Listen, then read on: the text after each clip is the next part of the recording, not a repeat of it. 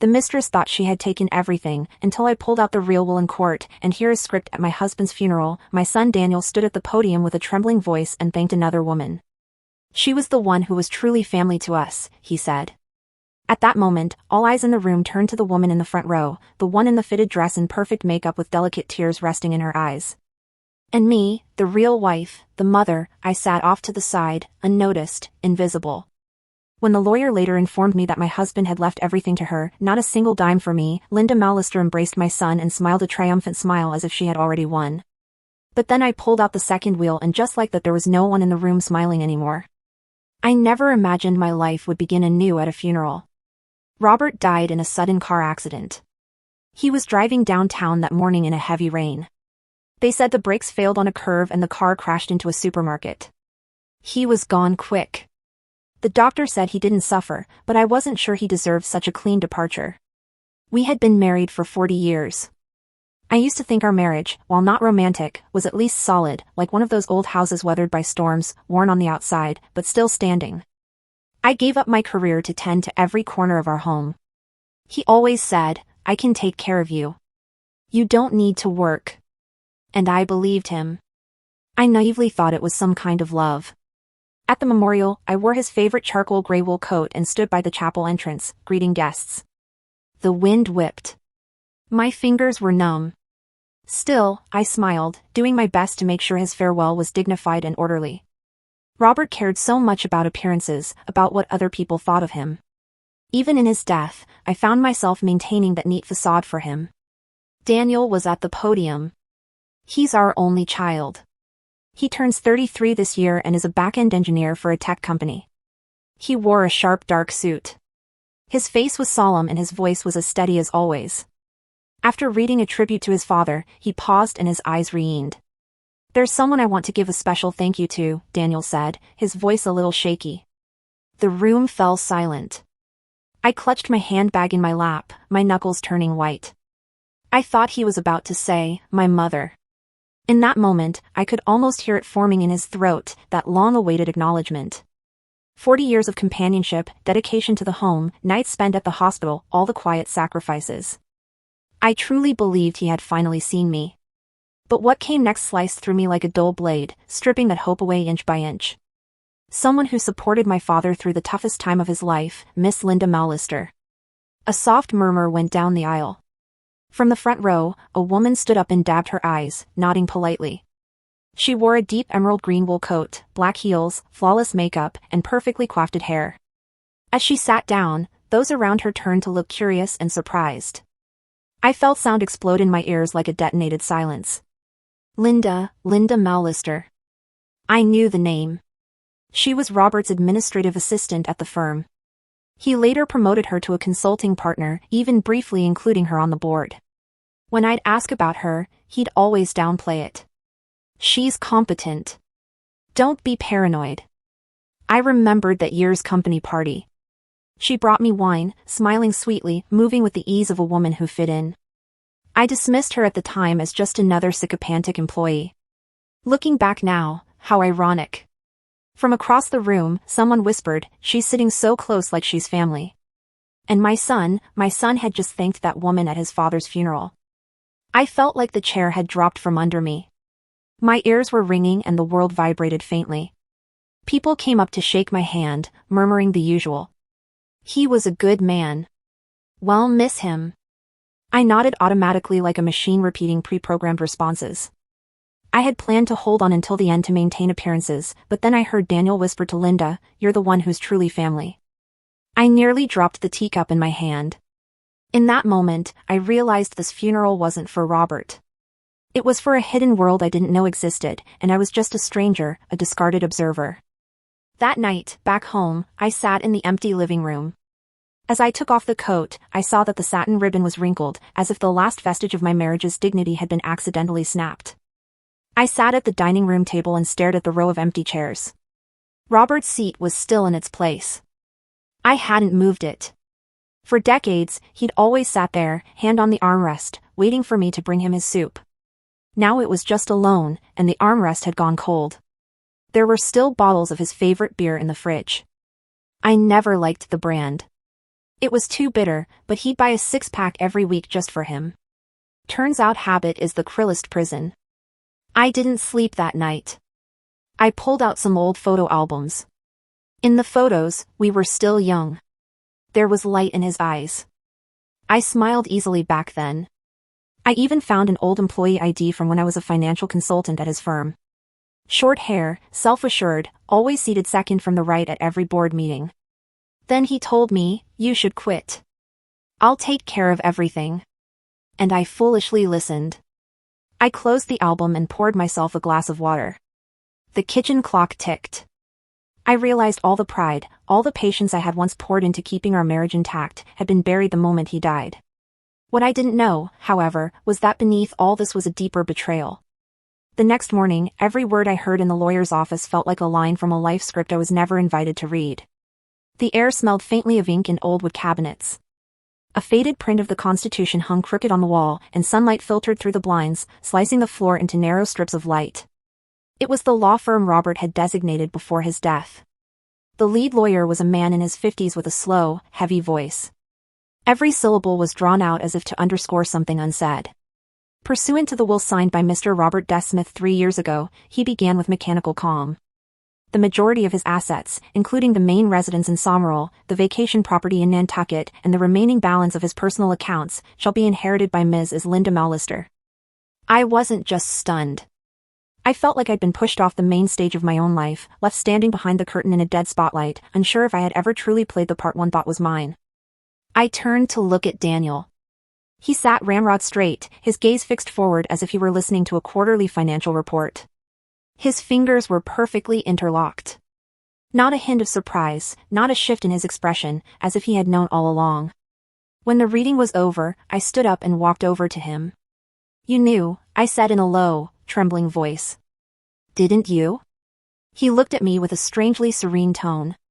Dad had his reasons. His reasons? I whispered, the words choked in my throat. What did 40 years of marriage mean to him? Daniel was silent for a moment, then said, he worked hard his whole life. Linda was there for him. She understood him. He lowered his voice almost apologetically. You didn't. In that moment, I saw it clearly. Not only had I lost my husband, I was losing my son. He wasn't defending his father's memory. He was redrawing the family tree and erasing me from the map. When I got home, I stood in the driveway for what felt like an eternity. The weight of my handbag numbing my arm.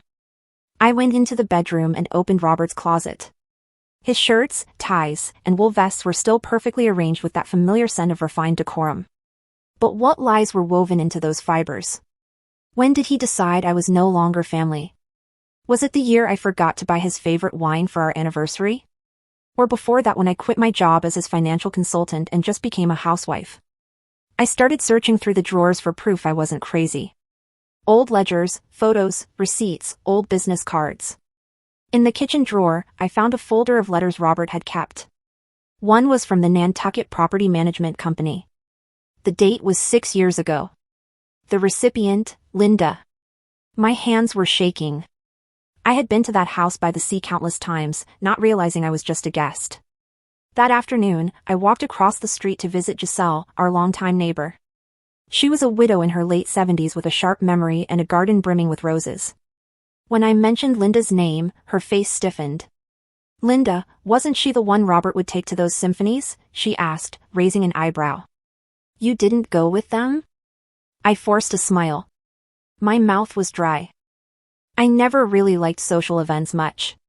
Jel shifted in her seat. Oh, I always thought they were an item.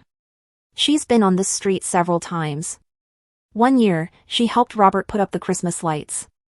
I froze. That Christmas, I was stuck upstairs with a swollen knee. Robert had told me a neighborhood boy had helped him. Do you remember when they started getting close? I asked. Giselle stirred her tea, thinking at least 10, maybe 15 years ago. I remember seeing her around here when you were away taking care of your sister. I thought she was some cousin or something. 15 years. I sat in Giselle's sunroom feeling like a stranger who had walked into the wrong house. All these years, I had managed our retirement budget down to the last penny. I had chosen his bathrobes, scheduled his physicals, and even dipped into my parents' last savings to rescue his company during a cash crisis. And he had been building golden bricks for another woman's future out of my sight, out of my reach. Returning home, I finally found an old cardboard box in the basement filled with photos. There was Robert standing next to Linda at a company event. His hand rested gently on her arm, smiling a radiant smile like never before. He looked relaxed, younger, happier than he ever looked beside me. And in one photo there was Daniel, barely 18 or 19, standing with them. His smile was nervous but not reluctant. One corner of the photo was marked out. I rubbed it gently with an eraser and uncovered a line written in pen. "Our little family will be official one day." I could almost hear something break in my chest. It wasn't a heart. It wasn't glass. It was something deeper. Something called trust. And it would never be whole again. That night, I lit a single candle in the kitchen. And for the first time in this house without Robert, I put on music, a slow, soft, unhurried jazz record. I started to wonder. Maybe I'd lived my whole life to his rhythm and never danced to my own. But not anymore. From now on, the music, the beat, the dance steps, it's all mine to choose. I thought the worst was over. The will, the truth about the properties. Linda, taking her place at the center of it all, brazenly labeled as family. That was enough humiliation for a lifetime. But I hadn't realized that what would truly break my heart was Daniel. He is my only child. I had believed that however unrecognizable the rest of the world became, he would still be mine. We agreed to meet at the town cafe, the one where he used to get caramel dessert as a little boy. He showed up in a trench coat, his demeanor stiff and formal, as if he were preparing for an interview not to meet his mother. Before I could sit down, he placed his phone face down on the table. He always did that, a subtle signal that any buzz could be a reason to abandon the conversation. "Why did you send Linda a legal notice?" he asked bluntly. I took a deep breath and looked him in the eyes. "Do you think I shouldn't have?" He shrugged. "She didn't hurt you. Dad gave her the money. It was his decision. Suing her just makes everyone uncomfortable." "Uncomfortable?" I said, my voice cracking with disbelief. "Daniel, your father deceived me for decades. I gave up my career for this family. My friends for you. I even sold my mother's emerald ring just to pay your college tuition. Do you know what that ring meant to me?" Daniel frowned, exhaling with visible irritation. "You always bring it up like I owe you something." That hit me like a dull blow to the chest. It wasn't anger, not even an argument, just distance. A cold and definitive distance. "Dad told me," Daniel said after a pause, his voice dropping, "that the happiest years of his life were with Linda. She understood him. She respected him. She didn't always question and criticize him like you did." "I questioned him because he stopped respecting me," I said, gritting my teeth. "I criticized him because he was wrong." Daniel shook his head as if he were listening to a meaningless sermon. "You're too traditional, Mom. You've always believed that making sacrifices is a virtue, but Dad didn't need that kind of love." That's when I understood. It wasn't a sudden revelation for him. He had been thinking this way for a long time. He just hadn't said it until now. I looked at him for a moment. All I could see was the boy he used to be. The boy who breathed raggedly during asthma attacks while I sat by his bed all night. The teenager who was bullied in school. Whose dignity I defended as if it were my own. The 17-year-old whose heart was broken for the first time and who curled up next to me on the backyard bench in silence until the stars came out. Did he remember any of that? I reached into my purse and pulled out an old faded photograph. "That summer, when you were 2, we went to the beach," I said, sliding the photo across the table. "Your father backed out at the last minute for work, so it was just the two of us." In the photo, he's wearing bright red swim trunks and standing on wet sand with a trail of tiny, wobbly footprints behind him. "You were terrified of the waves. You'd hold onto my neck and just scream, 'Mommy! Mommy!' You didn't know much about the world back then, but you knew where safety was." Daniel looked down and said nothing. "I know you idolize your father," I continued. "He was always elegantly turned out, never raised his voice, always said the right thing. But did you ever think that maybe I set the foundation for that elegant man to exist?" He looked up. There were no tears, no remorse, just a flicker of hesitation. Dad did what made him happy, Linda said. She made him feel needed. You were just too strong. Too strong. That was what I was. I thought about those nights spent balancing overdue accounts, the afternoons I cooked with a fever, the years I held back tears at Robert's cold silences and kept smiling anyway. That's what he meant by too strong. I put the photo back in my wallet and stood up. My voice sounded calm, but it had a deep firmness. You're right. I was too strong. And starting today, I'll save that strength for myself. Whatever he said after that, I didn't hear it. I walked out the cafe door into the parking lot. It had started to rain. The drops hit the windshield with a slow, relentless rhythm, an orchestra made entirely of silence. I slid into the driver's seat and wrapped my hands around the steering wheel, pausing for a long moment. I didn't cry. I didn't fall apart. I just sat there realizing that what I had lost wasn't just a husband. I had lost my marriage, my family, even my son. But in that same breath, I understood something else. I could no longer wait for someone else to tell me who I was. It was time to live for myself. At first, I thought Linda was just a late life accident in Robert's story, a calculated opportunist, a woman who slipped in through the cracks. But now I see things clearly. She was never an accident. She had planned everything. On a rainy afternoon, I sat at the kitchen table with a mug of cold coffee in my hands, looking at her public Facebook profile. Her profile picture showed her on the beach, smiling softly, the background edited with a tasteful blur as if she didn't want anyone to see what was truly behind her. Her bio said, consultant in the architecture sector, lover of classical music and community service, grateful for life's tender company. I clicked on her photo albums. The first image, Robert was seated in a wicker chair holding a slice of lemon pie she had apparently made for him. The text said, his smile is my favorite reward. The date stamp said it was 6 years ago, the same year I was bedridden with arthritis. Robert had told me then that work was overwhelming and he would be traveling a lot. I believed him. I thought he was simply evading the burden of caring for someone. But now I knew he wasn't escaping me. He was living somewhere else without me. I scrolled down and found more images, both familiar and strange, at once. There was Robert standing in Linda's living room in the wool jacket I had given him. There he was helping her plant flowers and arrange bonsai in her garden. And then a video came up. Robert was toasting her with a Christmas song playing softly in the background. Daniel was there. I froze. My hand hovered over the touchpad. Daniel, who was still in college at the time, had slightly longer hair and a shy boyish face. Linda had her arm around his shoulder and said, laughing, your dad should be proud of you. That's when I understood. Linda was never just Robert's secret. She had been positioning herself for years as part of our family. And I was the woman she planned to displace. I called Ruth. Ruth Lanier had been a close colleague during my years at Robert's firm, one of the few women I had kept in touch with after I left the job. She was semi-retired now, helping her daughter raise a grandchild and taking on the occasional freelance financial case. She answered on the second ring with the same energy she always had. Maggie, my goodness, I heard about Robert. I've been meaning to call you. Thank you, I said. I didn't stall. Ruth, I need you to help me find something. She didn't hesitate. Tell me what you suspect. I paused. My voice sounded calm, but it was firm. I believe Robert used company funds for at least the last decade to buy properties for Linda, and there might be other unaccounted for transfers. Ruth went quiet.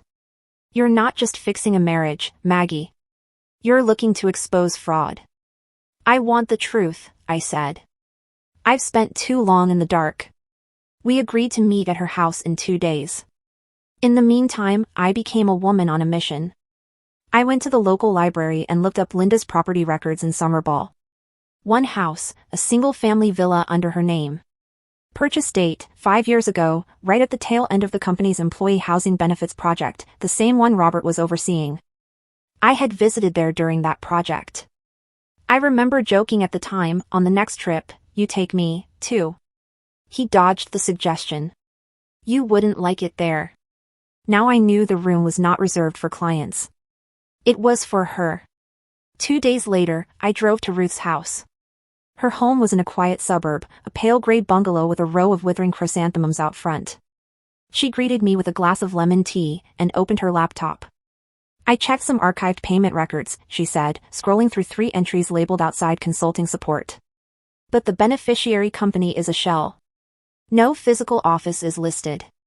She zoomed in on one line. $50,000 paid the same month you were home recovering from surgery. My stomach twisted. Ruth looked at me with concern from behind her glasses. Are you sure you want to go through with this? Most people would just prefer to let it go. I didn't answer.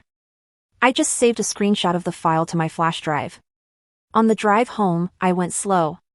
The sun hit the windshield hard and the air smelled of early autumn. The radio played an old 60s ballad. The chorus repeated softly.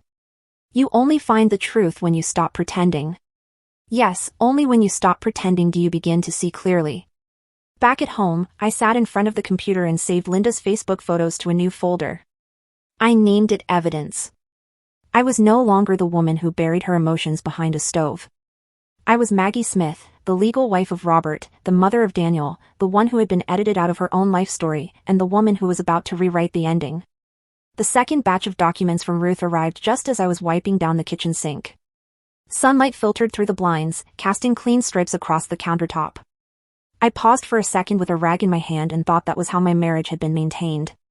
Tidy, silent, until the kitchen no longer felt like mine. The email subject was simple.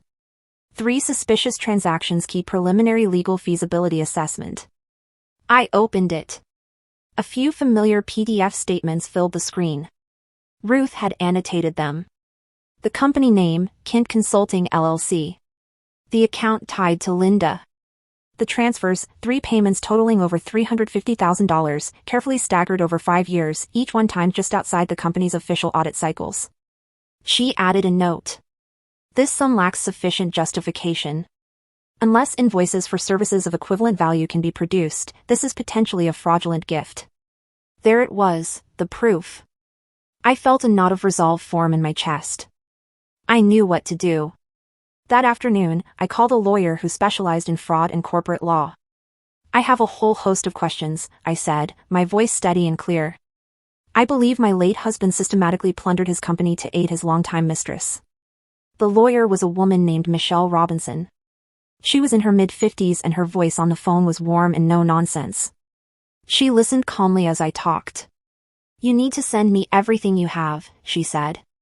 Every document, every email, every photo. I hung up and started copying the files.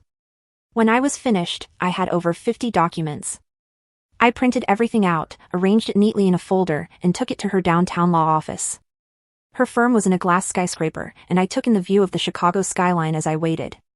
When she walked in, she had a kind, professional smile. She had a sharp haircut that framed her chin, and wore a perfectly fitted suit. She took the folder, flipped through it, and nodded. We will go through this, she said. I'll be in touch. Thank you, I said, looking at her. She betrayed me and my son helped her. I want her to pay back every last cent. Michelle pushed her glasses higher on her nose. We will do our best. The next few months were a whirlwind of appointments, emails, and legal proceedings. We filed a lawsuit against Linda Mallister, and the case made waves. Robert's former firm, his lawyer, and even his estate became entangled in the case. Then there was Daniel. He took Linda's side. He was outraged. You're destroying his memory, he said to me on the phone. Daniel, your memory of your father is a fairy tale, I said. He was a con man who used money to betray me, his wife, and his son's mother. That's the truth. He hung up.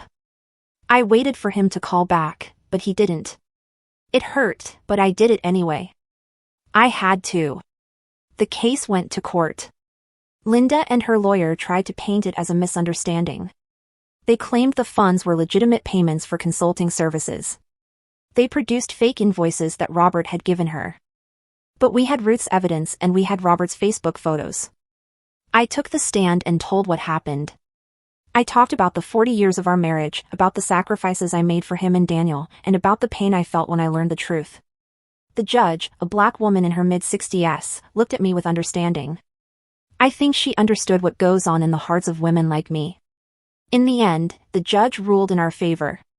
She ordered Linda to pay back everything Robert had given her, including interest. The total sum was over $1 million. Linda had to sell the properties she had bought with the stolen money. She was broke. She lost her job and her reputation. I never saw her again. As for Daniel, he didn't speak to me for years. Then, when my father died, he called me. We met at the funeral and embraced. We began seeing each other again. I told him the whole story and he started to understand. It took years, but we mended our relationship. He apologized to me. He said he was only defending an illusion the whole time. I hugged him and told him that I had believed in him the whole time. And in that moment, there were tears in many eyes. Daniel walked over and hugged me softly. "Mom," he said, smiling. "When did you get so good at giving speeches?" I smiled back. "I always was. You just weren't listening." We both laughed. Everyone laughed. Before the party was over, I took a short walk in the garden. I stopped in front of the crabapple tree I had planted 20 years ago. "Last year, this thing almost died," I said. "I almost cut it down, but this spring it bloomed earlier than ever, and it's still blooming." The women chuckled. I added, even she knew what is still alive should not be given up on. That night, when everyone had left, I folded up the chairs and put them away in the shed. The porch wind chime tinkled softly in the breeze. I turned to watch the sunset. It rested above the old maple tree at the end of the street, as if to say, "Who are you really?" I took off my heels, walked barefoot into the house, hung up the dress, and went to bed. I knew who I was. I was a survivor, a fighter, and the truth had set me free.